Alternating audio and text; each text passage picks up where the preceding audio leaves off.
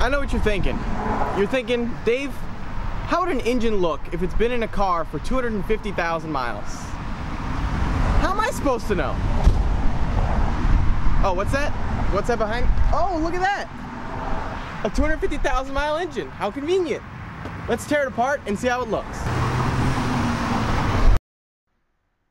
Zip, zip, zip, zip, zip, zip, zip, zip, zip.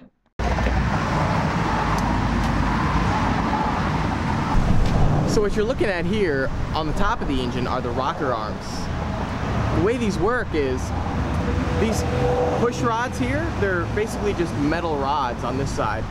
They run along a camshaft, which is just basically like a shaft with some egg-shaped sections to it.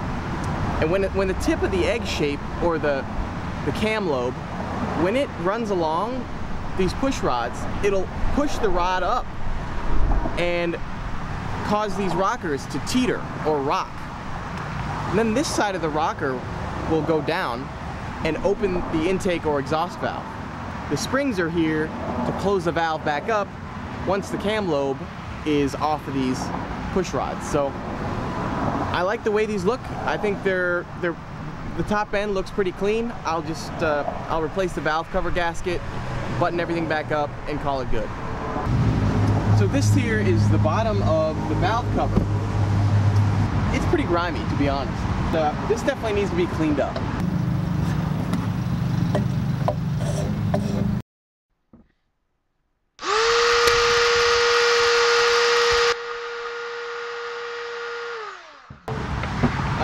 I cleaned it the best I could, and I put it back on. And now the next step. So I took off the thermostat housing. Thermostat's going on next, and then let me pull off the water pump. The water pump circulates coolant through the engine so that I can pick up the engine's heat and dump it out at the radiator. The thermostat will prevent the coolant from reaching the radiator until the engine is warm.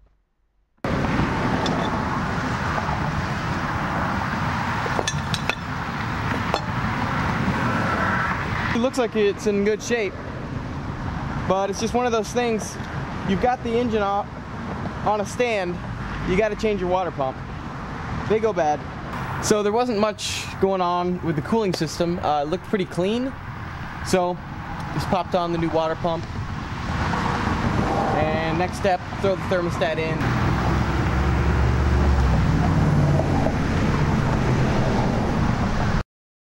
When you put in the thermostat, make sure the spring side with the wax element is toward the engine.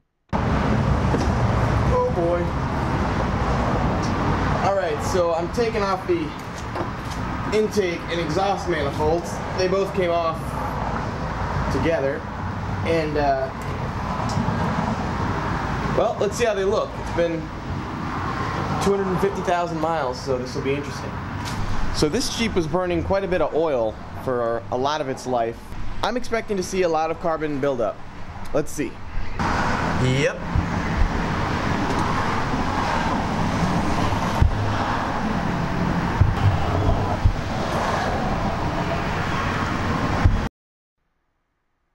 Inside the square holes you can see the intake valves. Inside the round holes you can see the exhaust valves.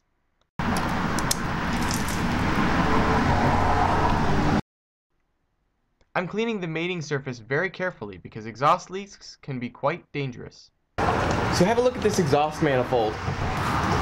There's a pretty sizable crack right here. Goes all the way around.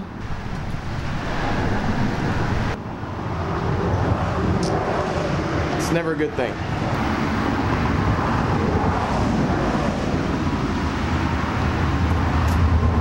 So the next step is to remove the harmonic balancer. The harmonic balancer's job is to basically smooth out the jerky characteristics inherent to any reciprocating combustion engine. So that's this guy right here. First step, I'm going to remove this bolt, and then we need to use a puller tool.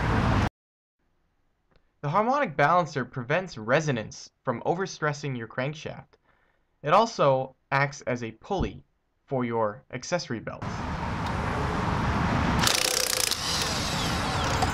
Oops.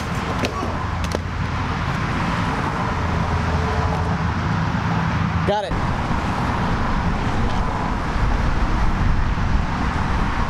So this here is your timing chain. It makes sure that your crankshaft is spinning exactly half as fast as your camshaft. See that?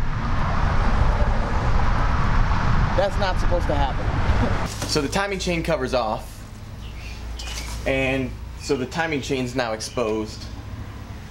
This is more slop than is really acceptable for this engine, so I'm gonna go ahead and change this. There are two marks right here on the actual sprockets that line up. You gotta make sure that those two are lined up when you take these sprockets off and put the new ones in. All right, let's get her done. Sometimes these things can be pretty stubborn. You gotta roll. All right. Good stuff. All right, check out the goods. Yeah, no, nothing impressive. It's just a chain and some gears. The crankshaft sets the piston position, whereas the camshaft sets the valve position.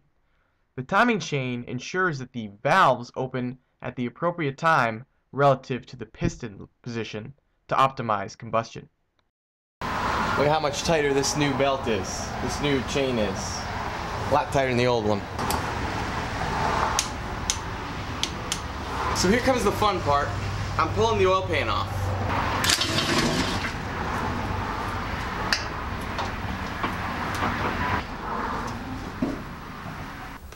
Pan looks good. Nothing strange in there.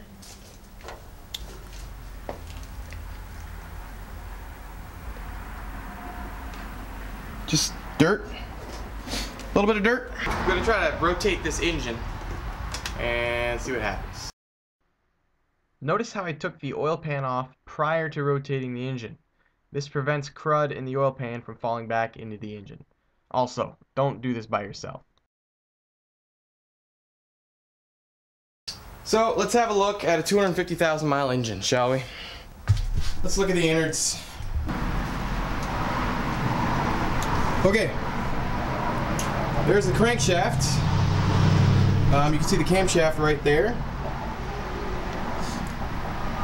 There's the oil pump in the pickup tube. Little on the clogged side. Now have a look at the camshaft there. You can see some discoloration from the contact, but I mean it's still in pretty good shape considering 250,000 miles of wear, so very impressive. Everything looks pretty good. It's not too grimy. I gotta say, for 250,000 miles, this looks pretty good in here. Alright folks, we're back in business. After my engine mount fiasco, I was able to pull the engine, replace all the seals and water pump, oil pump, timing chain, and have a really good look at the engine. After 250,000 miles, it looked great inside. So I just put it back in. Let's fire it up.